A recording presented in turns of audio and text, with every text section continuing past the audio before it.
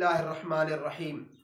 मेरे मोहतरम सामीन व नाज़रीन, आज जो मैं आपकी खिदमत में मसला पेश करूँगा वो ये है कि क्या औलाद में वक्फा करना जायज़ है या नहीं। तो ये मसला आप ज़हन में रखें कि शरई लिहाज से औलाद में वक्फा करना मुनासिब नहीं है, लेकिन चंद एक सूरतें हैं जहाँ हमें शरीयत औलाद में वक्फे की गुंजाइश देती है।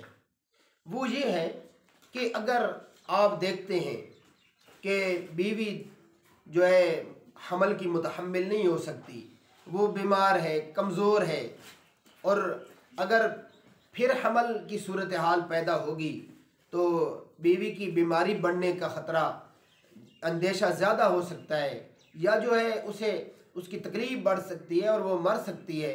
तो फिर इस सूरत में आप शरीयत आपको वक्फ़ा करने की गुंजाइश देती है।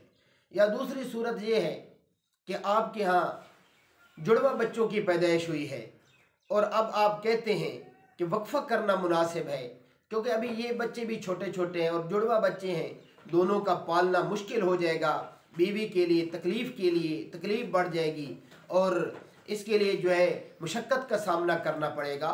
तो फिर इस सूरत में भी उलमाए किराम वक्फ़े की गुंजाइश और इजाज़त देते हैं।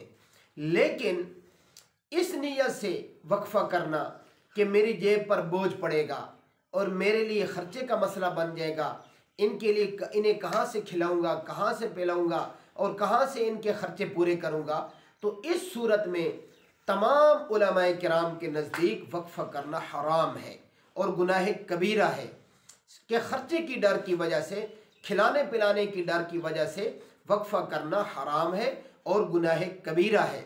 हाँ, ये जो पहले मज़कूरा सूरतें मैंने आपकी खिदमत में पेश की हैं, इनमें आपको गुंजाइश है, इसके अलावा किसी और नियत से वक्फ़ा करना ये बिल्कुल हराम है।